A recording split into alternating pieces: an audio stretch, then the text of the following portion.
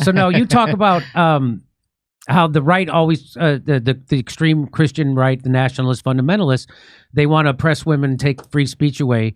So you know but so again, I'll make the point one more time that not only in America did the censorship during COVID come from the left, but over in they have the Digital Services Act over in the UK, in Europe, right? And so that's an unbelievably authoritarian censorship thing. So they're arresting people by the thousands in the UK for Facebook posts if it hurts someone's feelings. And so here's a woman. This is Rishi Sunak, who used to be the prime minister, and he had tweeted out, "Freedom of speech is the most powerful feature of our democracy. If you're calling for women to shut up and wishing they didn't exist, you are the problem." And then someone retweeted that, and right on top, I'm sure you've heard about this, John, Isabel Vaughan-Spruce. She was a woman arrested for thinking she would like a word with the government. What she did was she stands outside abortion clinics and silently prays. She doesn't protest. She doesn't say anything. She just stands there and prays silently. And this is what the cop did to her.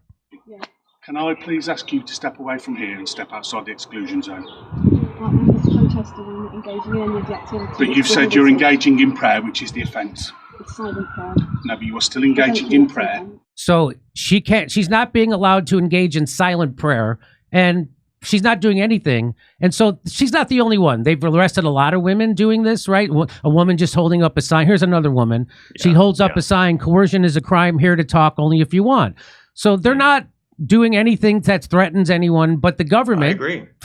From a left-wing perspective, is silencing them and turning silent prayer into a crime. So yeah, I would say that's not very left-wing. I mean, and again, the good news for these ladies is that the Bible never comes out against abortion. God asserts that a fetus is property in Exodus 21 and that a woman's life has more value in his eye. God actually gives abortion tips for pregnant, unfaithful wives in Numbers chapter 5. Jesus never says that government should force citizens to be pregnant against their will, or that men should force teenage rape victims to be pregnant by their stepdad. None of this comes from the Bible. Jesus was against the death penalty. They don't really listen to Jesus all that much. Abortion, it's legal and free in Israel right now because Christ's religion of Judaism never bans it. And God, Moses, the prophets, Elijah, nobody ever talks about a penalty or a punishment for ending a pregnancy in the entire Bible. It's been 45 years of this, 45 years since Roe v. Wade, only in America, where they have conditioned and groomed people to believe that you have to throw out everything Jesus ever talked about over abortion, which Jesus never talked about, and it's the greatest racket perpetrated on Christians. So Catholic. I guess I'm trying to see if you will meet me on this point that I agree. It's wrong to arrest them, and if they're not breaking the law, they should be allowed to stand there and pray or do whatever they want. I don't like that they're intimidating women, but if they have a right to do it, then you can't kick them out. Yeah. So my point is that I agree with your point that the censorship from the extreme right. Well, Trump doing it right now with his protected, he calls it hate speech. If you criticize Zionism or Israel, he'll deport you. That's horrible, right? I think you and I agree on that. But yes. I guess my point is that I wanted you to, if you would acknowledge that there's equal censorship coming from the extreme left. And in the extreme left. In the UK? Well, in the UK and the United States, it happened here under Biden during COVID. I don't consider Biden the extreme left, Jim. I just don't. Okay. Well, how about just the left? The extreme left is trying to get the extreme left is trying to get everybody health care, and some of them are real assholes. But I don't think it's the same. I mean, we just saw Brendan Carr publicly coerce a major corporation to self-censor, and I never thought I'd be cheering for Monday Night Football for giving the finger to Sinclair. I mean, good God, Bob Iger, I guess, didn't want censorship in the first paragraph of his obituary, or Michael Eisner to look like the moral guy. I mean, that's how it works in this administration. They're not going to come out openly and censor you. They're going to find financial incentives for you to censor yourself. So, a private company, the thing you said at the beginning, that's a private company, not censorship. You just described it again as if it were ABC? Hold on, Kurt. Let me. So you mean ABC or you mean Disney, Kurt? Yeah, our government, Disney, ABC, all those people. That's all linked together all the time. I've heard this over and over. Well, a private company in New York, when I lived there, the most smug-ignorant city on earth. Not you at all. I'm saying these people though. You're serious, are you not? Well, if a private company does it, it's not censorship. Right? You've heard that. But it's not. So Jimmy Kimmel wasn't censored then. If 7-Eleven, you have no shoes or no shirt, and they're going to kick you out to the parking lot, you can still say whatever you want in the parking lot. You haven't been silenced. Government can silence you. What I just said was they did coercive self-censorship. They tried to get ABC to censor themselves by threatening stock prices. That's what they did in COVID. The same thing. That's the same thing they did in COVID. It came out. That's an argument you could make. Yeah.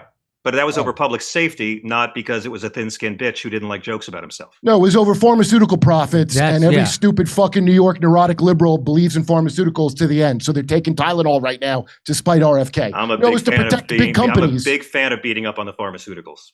And I wish this weren't you surprised that went away during COVID, and that if you criticize the vaccine or the process or any of it, that you were called? I don't know. I mean, I'm glad we're talking so much about COVID, but you know, I know people who fell into that trap, and I know a lot of other people who just respect the science, and not for nothing. But you know, I mean, we were losing 3,000 Americans a day, and we're not anymore.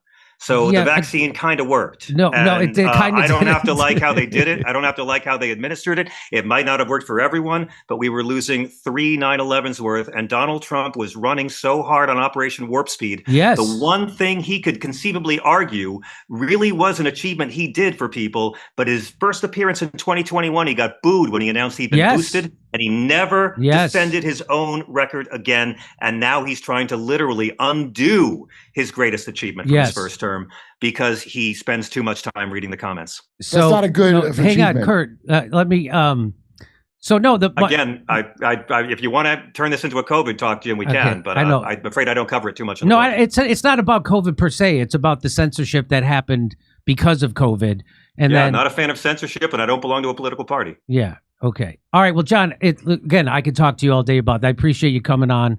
Jimmy, it's so good to see you, and I'm really grateful to you for having me. Thank you so much. I was so happy to come on and talk to you. Everybody, check out the book. It's a great book. It's got good guidance on how to talk to people who are extremely religious, and you give people the ammo to do so. So, and you do it, and you do it in a respectful way. Do it gently.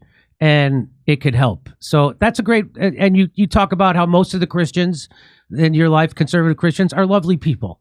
So that's also in that book. So I think when you meet people one-on-one and you're not on the damn internet and you have to look each other in the eye, it's a lot harder to hate each other. That's what George Carlin said. I like people and individually. In groups, they're no good. I completely agree. I love humanity, but people I could do without. Okay. John Fugelsang, thanks for coming on. Everybody check out his book, Separation of Church and Hate. I'll see you next time.